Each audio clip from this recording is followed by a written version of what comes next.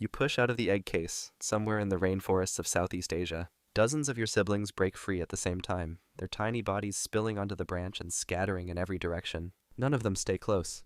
You need somewhere safe, so you climb onto a nearby leaf and press your legs flat against the surface, trying to blend in with the green. Then a jumping spider appears below, moving fast along the stem. It pauses and tilts its body, scanning the area with all 8 eyes. You don't move. Your legs stay locked in place, and your body stays completely still, looking like nothing more than a small bump on the leaf. The spider shifts closer, testing the surface with one leg, then continues past you without stopping. Your stomach is empty and you need to eat, so when a tiny fruit fly lands near your head, you strike. Your front legs snap forward and catch it before it can react. That's your first meal. You chew through its body quickly, swallowing the soft parts and dropping the wings. But then something moves in the air above. A bird drops through the branches with its beak open wide, targeting one of your siblings on the leaf beside you. It grabs the sibling in one motion and flies off. You stay frozen, your legs still pressed tight against the surface. The bird doesn't come back. You need better cover, so you move deeper into the cluster of leaves, finding a spot where the stems cross and the shadows are thicker. You settle there and wait, your body tucked low and your front legs folded close. Around you, the forest is full of movement, insects crawling along branches, birds calling from higher up, and somewhere below, something larger pushing through the undergrowth. You're small enough that almost anything can kill you, and most things will try. You're 1 week old now. Your body doesn't fit the way it used to. The shell feels too tight and your legs move wrong. You need to molt, so you climb to the underside of a stem and hang upside down, gripping with your back legs. Then your old skin splits down the center of your back and you start pulling yourself free, dragging your legs out one at a time while the new layer underneath stays soft and pale. But while you're halfway out, a wasp lands on the branch above you. It walks closer, its antenna twitching as it scans the area. You can't move properly yet because your legs are still stuck in the old shell, so you stay completely still and wait. The wasp steps forward again, now just above your head, but then something else catches its attention. A caterpillar is moving along the edge of the leaf nearby, so the wasp turns and flies toward it instead, grabbing it with its legs and stinging it before dragging it away. You finish pulling free and drop the old skin, letting it fall to the ground below. Your new body is brighter now, with more white across your legs and a faint pink tint starting to show along the edges. You wait for the shell to harden, hanging in place for several minutes while your legs slowly regain their strength.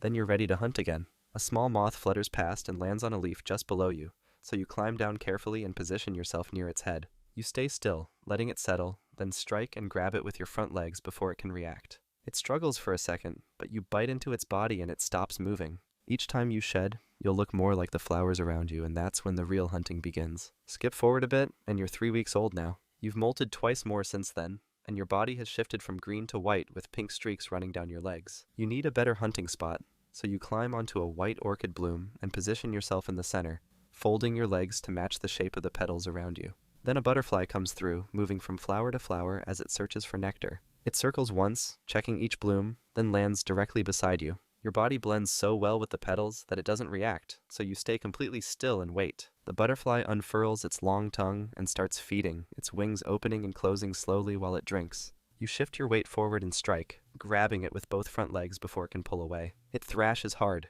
beating its wings against your head and trying to twist free, but you hold tight and bite into the base of its body. The wings keep moving for a few more seconds, then stop. That's when you start eating, tearing through the soft parts while the wings hang limp on either side. But then something moves in the corner of your vision. A lizard is climbing along the branch below, and its head is turning toward you. You freeze in place, still holding the butterfly, and press yourself flat against the petal. The lizard's tongue flicks out once, testing the air, then it lunges upward with its mouth opening wide. You drop flat just as the tongue shoots past your head, missing you by less than the width of your leg. The lizard pauses, trying to find you again, but you stay pressed against the flower and don't move. After a moment, it gives up and climbs away. You finish your meal in silence. The bigger you grow, the bigger prey you can take, but the bigger threats will notice you too. You're 6 weeks old now. You've grown larger, and your pink and white pattern has become more defined, making you look almost identical to the orchid blooms you hunt from. You're positioned on a cluster of flowers when a bee comes through, moving quickly between the petals as it collects pollen. You need to eat, so you wait for it to get close enough. It lands on the flower beside you and starts working,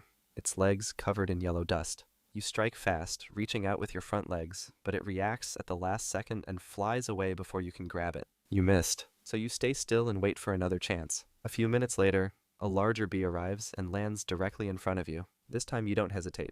You lunge forward and grab it with both legs, pulling it toward your mouth, but the bee twists hard and drives its stinger into your leg, piercing through the joint where your armor is thinnest. The pain is sharp and immediate, making your leg jerk back, but you don't let go. Instead, you bite down hard on its head, crushing through the shell until it stops moving. You start eating while your leg still throbs from the sting. The area around the wound swells slightly, but you keep chewing through the bee's body, taking the soft parts first and leaving the wings behind. When you're done, you climb down from the flower and move to a lower branch where the leaves are thicker, giving yourself time to recover. Your leg still works, but it moves slower than the others. That's the cost of hunting something that fights back. Pain is just another part of survival, and you're learning that every meal comes with a cost. Skip forward and you're 2 months old now. You're hunting on a thick branch where several white flowers grow close together, and this spot has been yours for days. But then another orchid mantis appears, climbing up from below. It's slightly smaller than you, but it moves onto your flower anyway, positioning itself where you've been catching prey. This is your territory,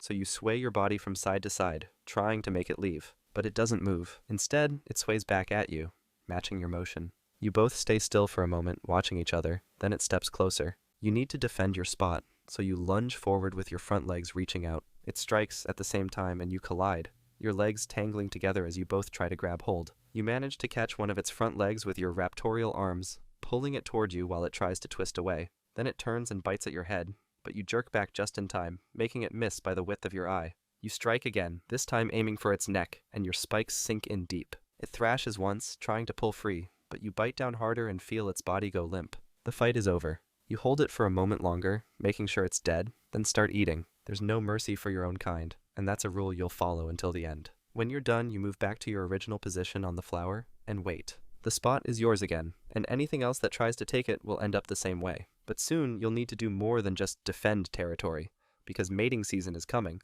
and that brings a different kind of danger. You're 3 months old now, fully grown. Your body is larger and heavier than before, and your colors are at their brightest, making you nearly impossible to spot against the white and pink flowers. Then a male mantis appears, climbing along the branch toward you. He's much smaller, maybe half your size, and he moves carefully as he gets closer.